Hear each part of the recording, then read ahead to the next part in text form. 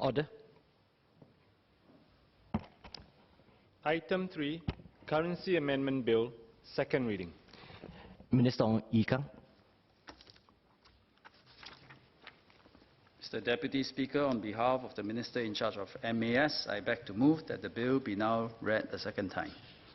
The bill makes amendments to the Currency Act in two areas. First, the legal tender limits for coins. Second, the offence of mutilation of currency notes to enable the Ministry of Home Affairs, MHA, to license companies that sell IBNS, which is Intelligent Bank Note Neutralization Systems, or offer cash transport services using IBNS. First, the legal tender limits for coins. The Currency Act places legal tender limits on each coin denomination that are used for payment. The currency limits today are $2 for 5 cent, 10 cent, and 20 cent coins, $10 for 50 cent coins, and no limit for $1 coins. This means that under the Act, a customer can use coins within these limits, and legally the seller has to accept the payment. Legal tender limits minimize inconvenience to vendors and their waiting customers. However, a couple of high-profile news stories surfaced in 2014 where large quantities of coins, including $1 coins, were used for payment. One case involved the payment of close to $20,000 in coins at a car dealer's showroom. Another involved over $1,000 worth of coins at a handphone shop at Sim Lim Square.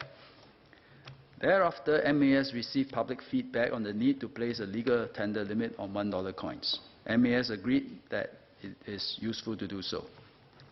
We also took the opportunity to revise the basis for setting legal tender limits.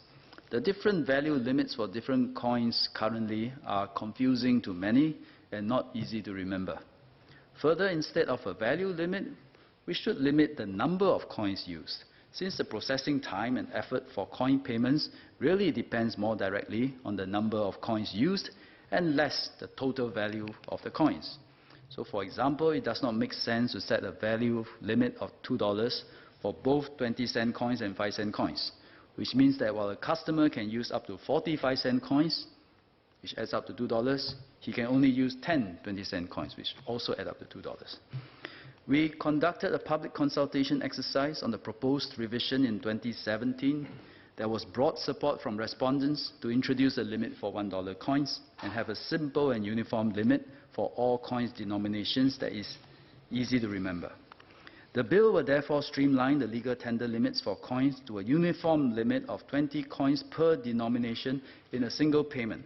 This means that a payer can use up to 20 pieces each of 5 cent, 10 cent, 20 cent, 50 cent, and $1 coins per transaction. This is much simpler than the current legal tender limits. Notwithstanding the legal tender limit, a customer and a vendor can mutually agree to transact using quantities of coins above the limit. But I'm sure such instances will be very infrequent, especially when more people switch to using electronic payments. Mr. Speaker, I will now move to the second area of amendment to support MHA's plan to allow the use of IBNS.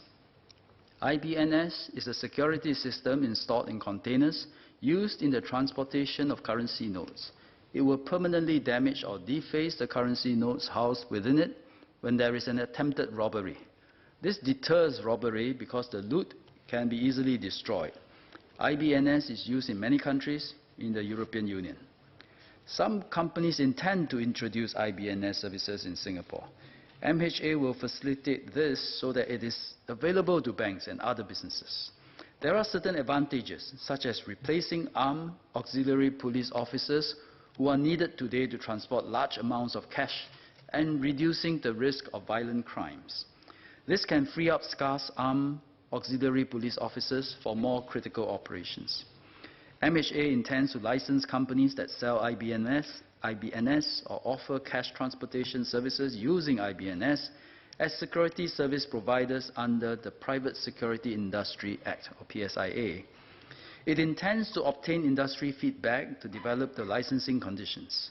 MHA and MAS will also conduct a joint education exercise to develop the public on the identification and handling of IBNS damaged notes. The bill will amend Section 23 of the Currency Act to make clear that an IBNS damaged note is not legal tender. Under specific conditions, the bill will exempt a holder or applicant of a security service provider license from the offence of mutilation of currency notes.